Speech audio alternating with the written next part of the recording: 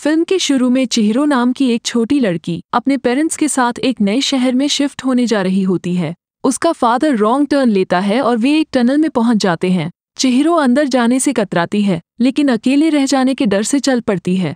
Family tunnel पार करके एक abandon theme park में पहुंचती है। वे रेस्टोरेंट से भरी एक गली में पहुंचते हैं। फिर वे एक शॉप में जाते हैं, हालांकि वहां कोई नहीं है। उसके माता पिता मजे से खाना शुरू कर देते हैं। चिहिरो इधर उधर घूमती है, तब उसे एक अजीब बिल्डिंग मिलती है।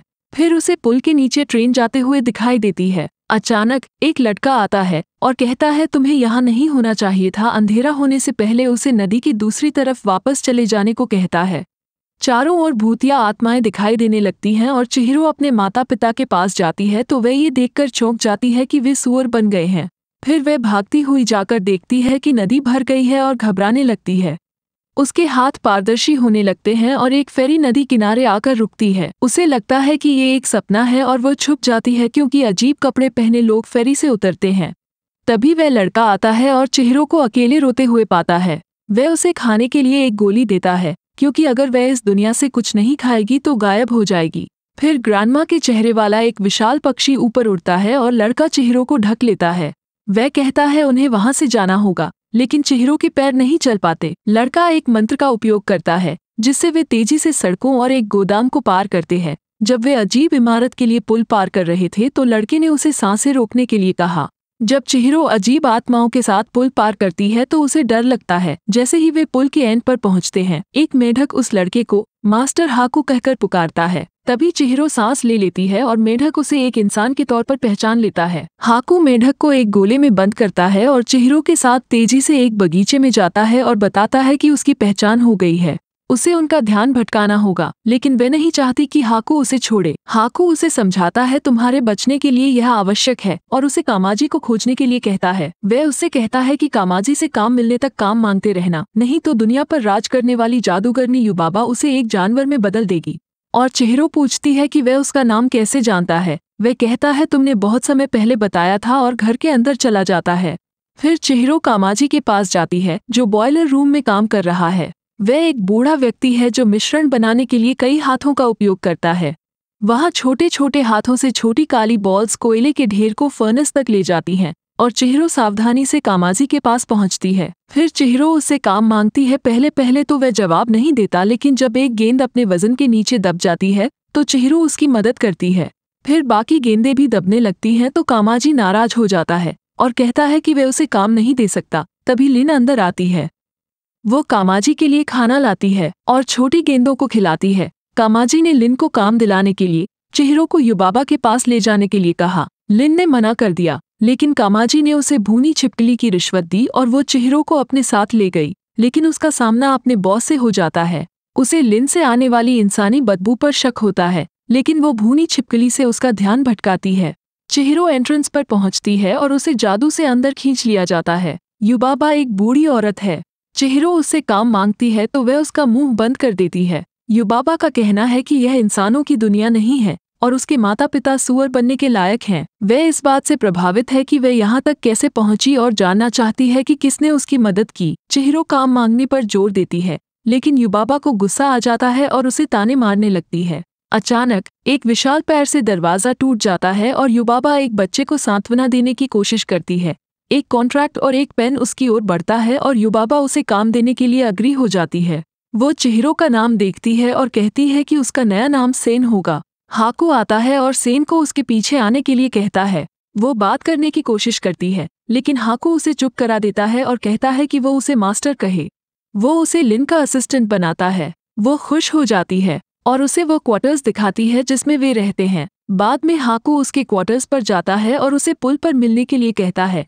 पुल पर उसे सफेद मास्क वाली आत्मा दिखती है। हाकू उसे उसके पेरेंट्स से मिलने ले जाता है जो सुअर बन गए हैं। वह बहुत दुखी हो जाती है और उन्हें बाहर निकालने का वादा करती है। हाकू बताता है कि युबाबा लोगों के नाम चुराकर उन्हें कंट्रोल करती है और अगर उन्हें अपने असली नाम याद नहीं आते तो वे इस दुनिया से बाहर नहीं जा सकते। रात में चिहिरो अपना काम शुरू करती है और फर्श साफ करती है।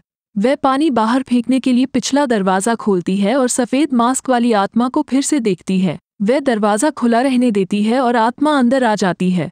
उसे और लिन को बड़े टब को साफ करने का काम सौंपा गया है। ये टब उनके सबसे गंदे मेहमानों के लिए आरक्षित है। लिन उसे फोरमैन से हर्बल बाथ के लिए टैग लेने के लिए भेजती है, लेकिन फोरमैन इसके लिए सहमत नहीं होता है। आत्मा उसे एक टैग देती है और लिन उसे कामाजी को भेज देती है। गर्म पानी के लिए एक पाइप नीचे गिरता है और चिहिरो गर्म पानी के लिए रस्सी खींचती है। इसके बाद वहां एक बदबूदार आत्मा आ जाती है। उधर मास्क वाली आत्मा टब में प्रकट होती है और चिहिरो को कई और टैग देती है। युबाबा सेन के साथ बदबूदार आत्मा को बड़े टब में भेजती है। अंदर जाते ही बहुत सारा पानी फैलता है और गंदा हो जाता है। बदबूदार आत्मा और अधिक पानी मांगती है और चिहिरो अधिक पानी के लिए एक टैग भेजती है। वो कीचड़ से रस्सी तक पहुंचती है और उसे खींचती है। फिर आत्मा चिहिरो को उठाती है और उसका हाथ उसे बाहर निकली एक वस्तु को छूता है। वह लिन को इसके बारे में बताती है और युबाबा बालकनी से नीचे कूद जाती है। वह उन्हें एक रस्सी देती है। लिन वस्तु पर रस्सी बांधती है और बाकी कर्मचारी उसे खींचते हैं। वस्तु बाहर आ जाती है और आत्मा भारी मात्रा में ह्यूमन वेस्ट बाहर निकाल देती है।